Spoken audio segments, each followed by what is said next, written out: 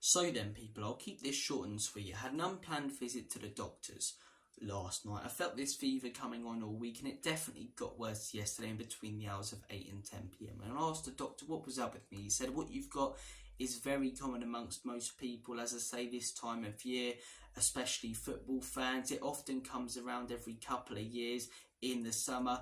What you have, my friend, is Euro fever, because the Euros has begun. Euro 2024 kicked off last night as Scotland were battered like a haddock or Mars bar down your local fish and chip shop last night by Germany, and the tournament is underway. And as the tournament is now underway, this is your first of many Euro 2024 breakfast shows. The shows that will be coming out every single day around 10:30 a.m, 11 a.m. UK time. We're going to be talking about the games from the day and night before and previewing the upcoming ones on the day. This is your first of many, so if you want to watch the future ones, tap that notification bell to be let know every single time they come out, and obviously any Spurs news and updates and content that will still be coming out on the channel. Smash that like button, smash that subscribe button, abuse those buttons, give them a Rocky Balboa right hook, and yeah, without further ado, let's get stuck in and let's talk about Euro 2024. And before we delve into last night's game, I want to talk about the build-up to this tournament, because look, the build-up to the last tournament, there was a lot of controversy with Qatar. The tournament ended up being absolutely fantastic, to be fair, but there was a lot of controversy heading into that tournament. Euro 2020 or 2021, which is when it took place. As I say, not necessarily controversy heading into that tournament, but it felt weird. Half-empty stadiums, sometimes quarter-full stadiums, you know, no real atmosphere, just coming out of lockdown. It was a very, very, very strange summer tournament, whereas this time the build-up has been fantastic. As I say, no restrictions as to how many fans can come over, no political controversy.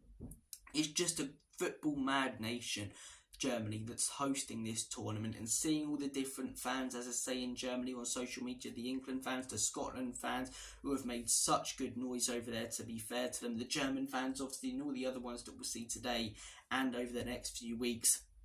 It feels like a summer tournament. The sun is shining over there. It's a shame it's not here. It's pissing down in England, but the sun's shining over there. No controversy surrounding it. It's just an out-and-out football festival over the next month, which it should be. We shouldn't be talking about political factors or controversy or, you know, COVID-19. We should be talking about football, and that's what we're going to be talking about over the next month. So look, Germany started this tournament so well as a host nation, and look, the opening ceremony last night, not really my cup of tea. No one really came on that I knew. There's only so much of a show dancing can do, in all honesty, in the middle of the pitch, but it was quite cool. As I say, the last Euros, even though it felt weird because it was in lockdown, Bocelli belting out Ness and Dorma, that was far better. But as I say, seeing the Munich Stadium absolutely packed, the ITV intro, I'm a big sucker for the presentation of these tournaments, right? I'm a big sucker for the present. I'm a massive nerd for the way that these tournaments are presented, and this one looks really, really cool. The ITV studio, as I say, when it cuts to them talking about it, the pundits that are on both as well, Ange Postecoglou, Thomas Frank managers, obviously the likes of Micah Richards, Alan Shearer, Gary Lineker, the pundits that we all know on both BBC and ITV, and yeah, it just looks great, doesn't it? It looks great. BBC show their first game tonight, so I'm sure that will look fantastic. ITV did last night. Their intro, as I say, the never-ending story was really, really cool. And yeah, I'm a big sucker for the presentation and the aesthetics of these tournaments. In Germany, it looks fantastic, and BBC and ITV have got it bang on by the looks of it with their coverage of this tournament. But look, let's delve into the football. As I say, when things did kick off, there were a lot of expectations for Scotland heading into yesterday. They let their fans down in a way. Those Scottish fans were absolutely fantastic in the stadium and outside the stadium. I believe there's 200,000 that travelled over there.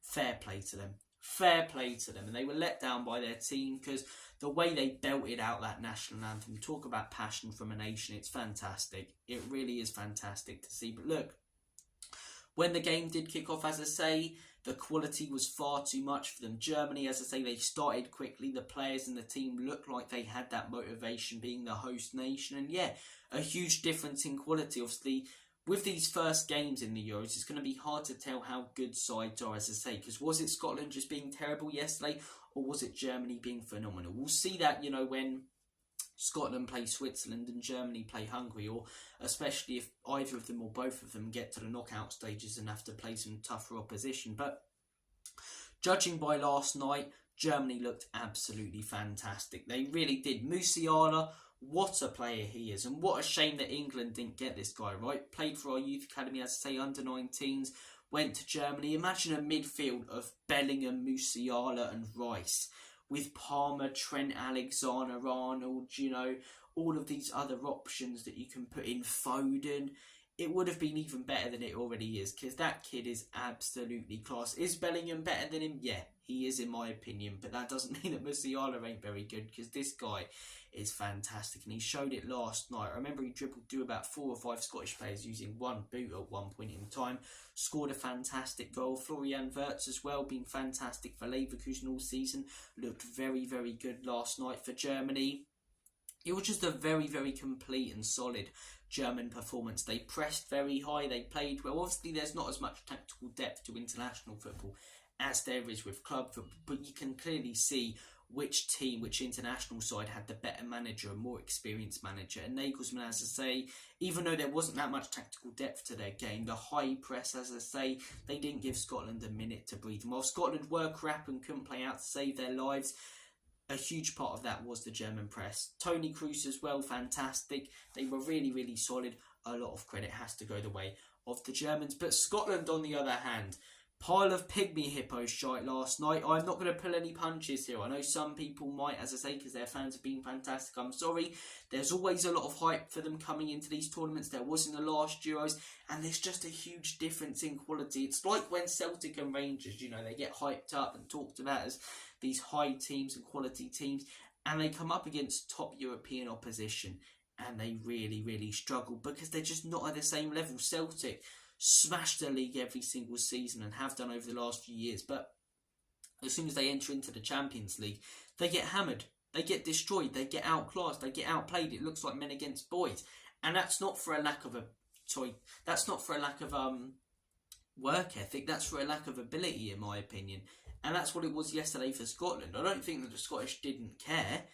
Part of it may have been the game plan. I just think it's a huge difference in quality, and obviously we'll see if it's a huge difference in quality as the tournament goes on. But last night was would suggest that there was, you know, Callum McGregor, good midfielder for Celtic, but also is in the Scottish League. When you've got someone like Musiala attacking you, he didn't know what day it was, you know, couldn't defend to save his life or mark a man. The rest of the defence, as I say, you want aggression, but in the right way. You want them to shithouse it, sit back a little bit, but that foul that they gave away for that penalty to make it 3-0 was really, really stupid, and it was just very disappointing from Scotland. I expected a bit of a competitive game because I've seen a lot of hype, as I say. I've seen all the Scottish fans over there. The fact they beat Spain in qualifying, you know, I know they've had a few dodgy results in friendlies recently, but they have been a very good side in the lead up to this tournament in competitive games. Yet yesterday, just a huge golfing quality. There really was, and I hope that Scotland can win their next 2 games and progress into the round of 16 because they bring something to the tournament. They do, but judging by last night, they may not even get a point in this group stage. Obviously, we'll see today how good that Hungary side are and how good that Switzerland side are, but need to improve Scotland, need to improve. Wednesday, massive game. You don't get something out of that, maximum you can get is 3 points, probably out, even though 3rd place gets you through in this competition. But guys, what did you think of the game? What did you think of Scotland's performance? I thought Scotland were really poor, but at the same time, you have to give Germany their flowers, and you want to see the host nation do well, as I say, because then the whole country gets that football fever. The whole country enjoys the tournament even more. So, look, fair play to the Germans. Scotland, very below par. Didn't expect what I saw from the Scottish yesterday. I didn't think they'd be great, and I didn't think that they'd win or get something out of the game, but I thought they'd make it competitive and close. They didn't at all. They really didn't at all. Roy Keane on ITV was bang on with a lot of the criticisms he had about that Scottish team and performance. Look, today's game, Hungary versus Switzerland, kicking off at 2 o'clock. Hungary, as I say, impressed many people with their qualifying campaign, but so did Turkey heading into the last tournament. A lot of talk about Hungary, as I say, coming into this tournament. I think they could be very similar to Turkey in the last. Yes, they've had a good qualifying campaign and some good games. Yes, they beat England 4-0, but I think they'll lose to the Swiss. I do. They'll either lose or draw. It will either be 1-1 or 2-1 Switzerland. Because Switzerland, they've got that experience in their team. Fabian Schär, Granit Xhaka, Manuel Akanji, Jan Sommer. They've got a few decent players in Bolo.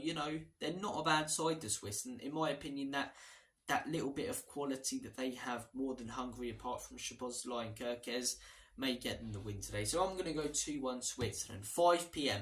Great game. Spain versus Croatia. I'm looking forward to seeing both teams. Croatia are one of those sides that we count out every tournament because we think they're getting on. They still end up having a good run and some really good games and great results. And I wouldn't be surprised if this is no different. I'm going to go with the Spain win. I'm going to say that Spain win this game 3-1. I think Rodri in that midfield will play a huge part, as I say. But as I say, I wouldn't be surprised if it's the other way round and Croatia win 3-1. But I'm going with Spain 3-1. And then tonight's game, 8 p.m. Yes, it's not the best game, Italy versus Albania, but the Italians in the tournament is cool. I love watching the Italians in the tournament. The moment they belt out their national anthem, the kit, just the way that they play in the tournament as well. They bring something, don't they? That real defensive nous. I love seeing the Italians in the tournament, and I think they will. I think they'll steam Albania. Do I think they'll make it out of the groups? Maybe not. It's going to be tough, second or third. I think for Italy, but I think they'll thrash Albania. No disrespect to Albania, got a couple of alright players, as I say, Broja for example. But yeah, I'm going to say 4-0 Italy. And look, 3 quality games today, as I say. As a sports fan as well, there's some good boxing on today. There's some wrestling as well. So it's a good weekend. And obviously tomorrow, 3 Lions. So look, guys, stay tuned for tomorrow's breakfast show. This has been your first. I hope that you've enjoyed it. All sorts of Tottenham content coming out as well. Eze, what do you guys think about that? 60 million release clause. Tottenham and Man U may be willing to pay it. Come on, you Spurs. Go out there and sign him. But guys, cheers for watching. Take care. Have a smashing day. Enjoy all the Euros and whatever you're planning to get up to today. And as always, come on, you Spurs. In Big Andrew we trust. Enoch and Levy out.